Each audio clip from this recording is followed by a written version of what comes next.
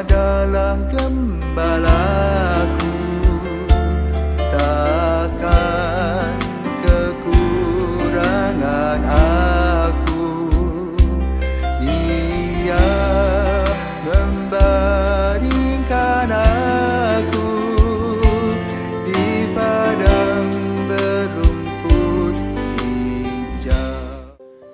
Saudara-saudari yang terkasih di dalam Kristus, selamat pagi.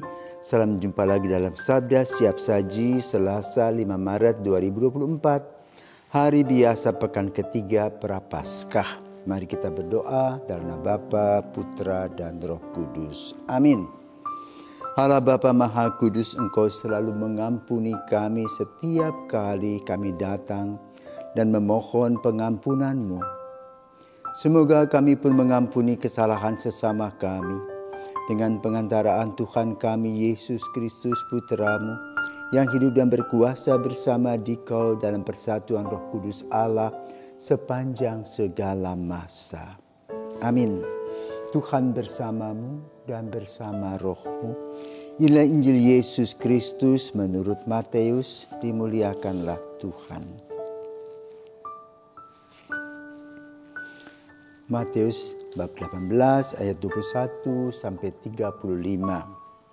Sekali peristiwa Petrus datang kepada Yesus dan berkata, "Tuhan, sampai berapa kalikah aku harus mengampuni saudaraku jika ia berbuat dosa terhadap aku?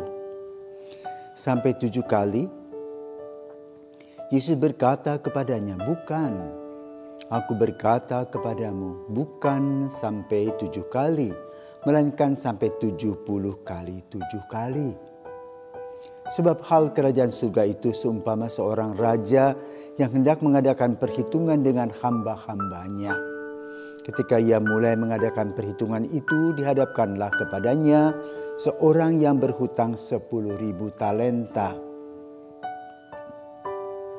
Tetapi karena orang itu tidak mampu melunasi hutangnya, raja itu memerintahkan supaya ia dijual beserta anak istri dan segala miliknya untuk membayar utangnya.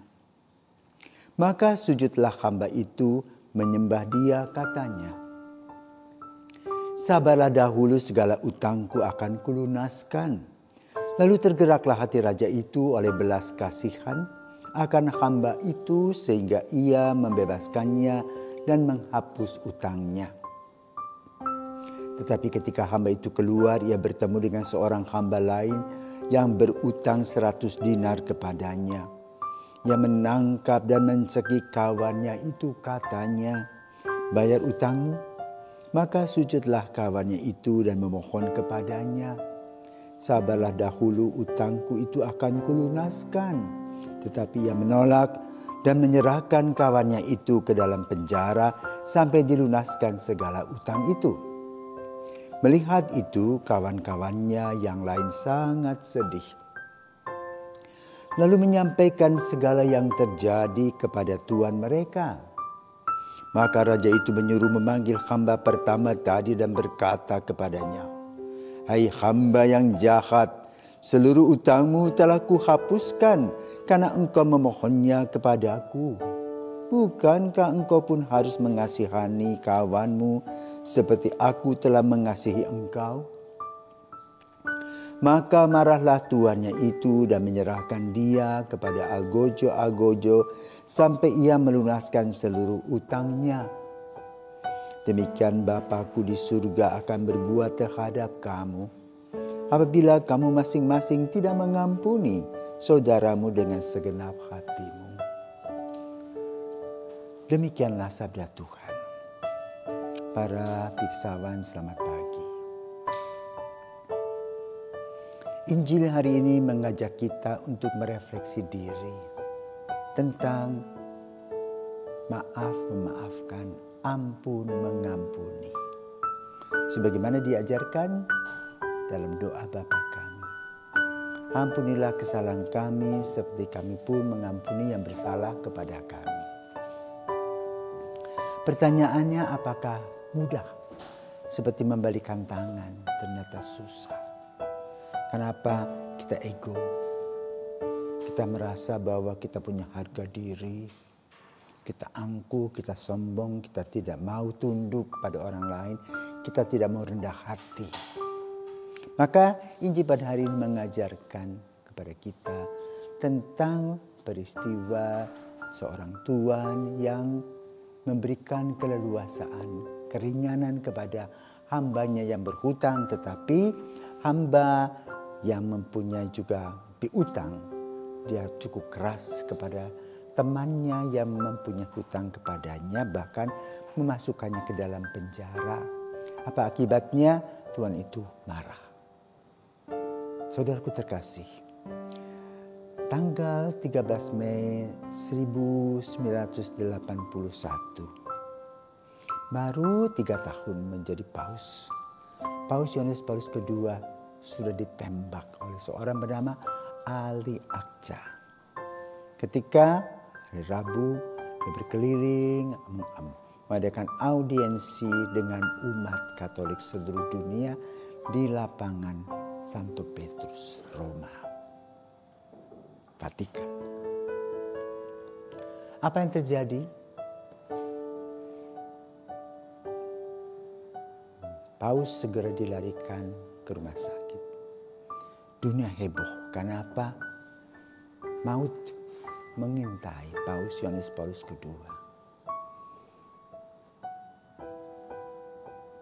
Lalu dimasukkan di rumah sakit, dioperasi dan berhasil. Pelurunya nyangkut tidak sampai ke jantung.